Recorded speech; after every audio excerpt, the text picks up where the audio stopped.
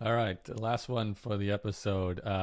Honestly, this is more me getting a sense rather than Right. news. This is not news specifically, but VidCon 3 day event, heard a lot of creators actually talking about their origin story, how I decide what content to create, how I got my podcast or my YouTube channel or my whatever in social growing, how do I build my audience. And I don't know about you guys, but I'm always, my ears perk up whenever I hear that marketing question. How did you get your first, 1,000 views or 10,000 subscribers or whatever it is? And every single creator answered this question by just saying, I just created content. I was just being creative and my audience grew. And, they said that sometimes very vaguely, sometimes a bit more specifically.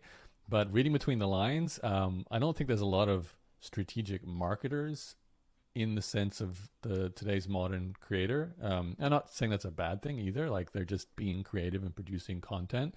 But I don't know, you guys like me, we came from such a marketing background. I can't switch that part of my brain off. You can see it with the advanced ones because they start studying thumbnail design and titles and do some keyword research. But most people are like, oh no, I just like baking and I just started making muffins and I just recorded videos about it. And there's no link between that and how they suddenly have 1.5 million subscribers. There's no strategy or techniques. It's just producing But I think a videos. lot of times it actually comes down to them having the right connections, right? Because I know somebody who has a podcast show, they did for like many years, I think like 5 or 6 years, and had like 10,000 subscribers doing a cooking show, right?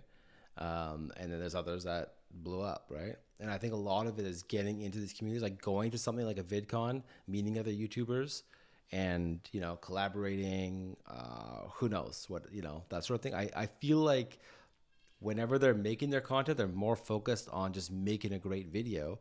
But you're right, they don't do the keyword research. Like when I was kind of putting together titles for the show, right? I'm like looking up like what is the phrase that we're gonna use to like actually rank on this, and like where's the traffic at, right?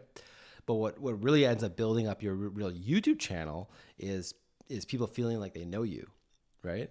So slowly, bit by bit, you build this audience of people who feel like they know you. But when you're creating content just to rank on Google, you're getting these like one-time views all the time, which might work, but it doesn't really build up your subscriber base to get that repeat, viewer and that kind of community always consuming your content. Because I think that's what really makes you blow up on YouTube. That's what's going to get you a lot of subscribers and like millions of views.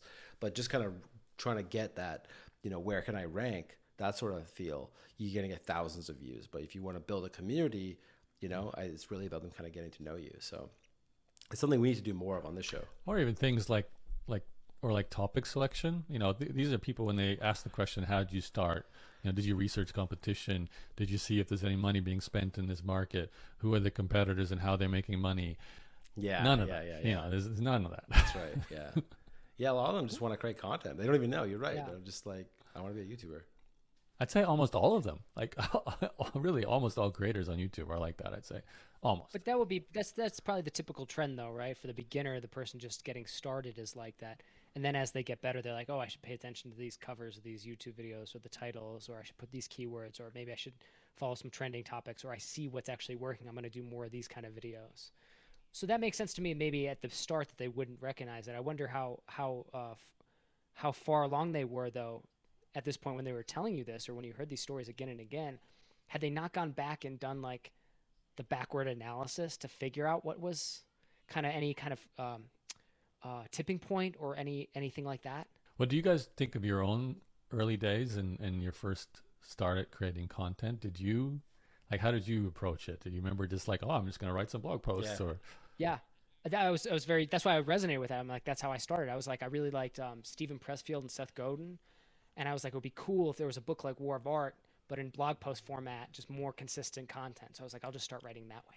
And that was my inspiration. I just went from there, and then it obviously evolved. And then I saw, oh, actually, this got more traction than this, or people were more interested in this, or here's an opportunity, and then became more strategic as I went. But in the beginning, it was just being kind of more open and creative, which is very freeing and fun. But yeah. yeah, I didn't have a systematic way of thinking when I just got started. How about you, Matt? My first form of content was events, right? Mm. And when I was doing the events, I was creating the events that I wanted to go to. And I learned that I was doing events that I thought my audience wanted, but then when I would go, I would just be bored at the event. I didn't want to really, I didn't care. I was sitting in the back being bored. But once I started creating events that I wanted to go to, that's when it started to really pick up steam, right? Then I started kind of seeing, at every event, I kind of figure out who's there and what topics they're into and, that sort of thing. And then I started finding speakers specifically for those kind of topics and that sort of thing. So I think it is important because this is like creators are meant to be creative, right? It's a form of expression, right? And I think about why people want to become creators because they want to express themselves, right?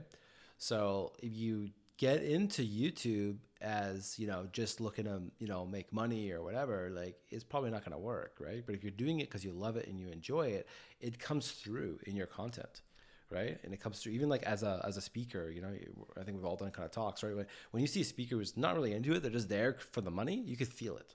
Right. But when someone's really passionate about their topic, they really love blogging, right?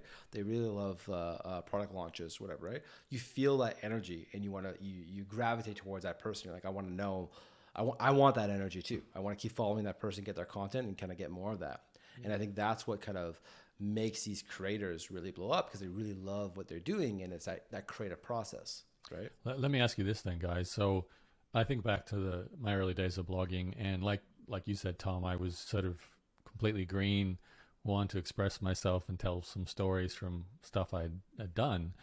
And I just wrote, and it wasn't great format, super fat paragraphs, not the best written English, but timing, Google was just sort of taking off.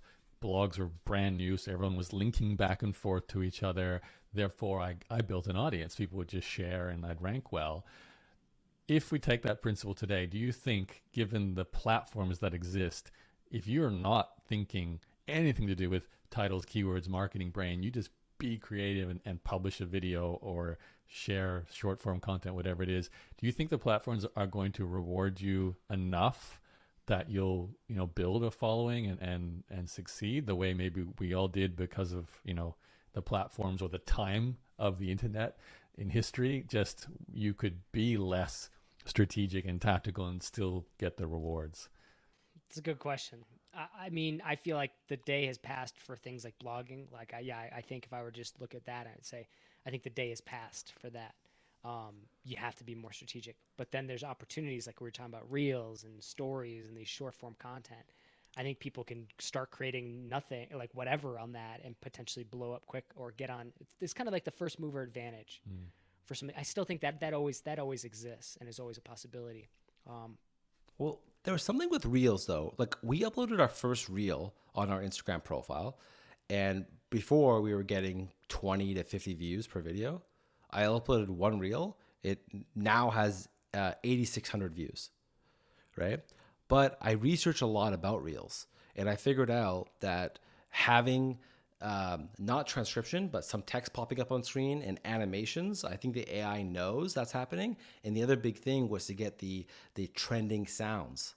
When we have music in the background, I uploaded one video without music in the background. It got like a few hundred views, which was still better than the others, right? But the one with the music in the background, 8,600. Mm-hmm. So there's still some tactics to creating the kind of reels that are going to get that traction and that viewership. So I think that knowing that strat, like understanding kind of like you follow the trend of like what's popular now. Like before, IGTV was a big thing. You upload IGTV, you're going to get exposure. When stories first came out, you upload stories, boom, you're getting lots of traction, right? Right now it's reels on Instagram and TikToks and shorts on YouTube, right? So if you know what to do strategically, right, I think you could build an audience that's doing that stuff, right? But the challenge is if you go from short form content and you want people to watch your long form content, well, they're only there for the short form stuff, and they're not the same audience watching the long form stuff, you might end up building a big audience of people who just don't care about the long form stuff, right? So it's a little bit tricky in that kind of a way, right? So, but I think that process of just learning to create and just kind of doing the whole thing, it just turns you into an entrepreneur. It turns you into that kind of, you're going to eventually, slowly, bit by bit, you're going to meet people, make new connections, learn something new, right? Some opportunities going to come up. Opportunities will come your way. As you put yourself out there, then you attract opportunities, right? I heard somebody say, like, success is not something you create, it's something you attract, right? So just being that person who is willing to go out there and create and do all these things, right? It attracts success, it attracts opportunities, and then things happen, right? And I think that's an important thing to then there's a concept of like recognize. Optionality. I don't know if that's Nassim Taleb or whatever. I mean, I'm sure maybe other people have written about it or whatever, but it's like the more options you have, the better. Like, so if you can create optionality, so like one of the ways you can, but you can engineer optionality, you know what I mean? And you can do it through content, through being creative. And that's the thing. It's like, that's what I think is interesting. That's what they just said. Oh, I was just being creative. But it sounds like many of them haven't done the backward analysis to see what part of that was actually taking off for people. Because that's there too. There's always something behind the creativity that's also functioning for them in their favor. And sometimes it's like the hidden optionality of what they're doing, if that makes sense. But yeah, well, they say that. You know, we just started the show. Yeah, go ahead. Sorry, real quick. We just started the show like, you know, maybe 3 months ago or whatever. And as soon as we started it, opportunities started coming. And it had nothing to do with the actual content. It was just putting it out there. It was a process of just putting it out there. Opportunities came. So, you know, we're not making any money from the show right now, but it is opening up doors. And just like what you were talking about, Tom.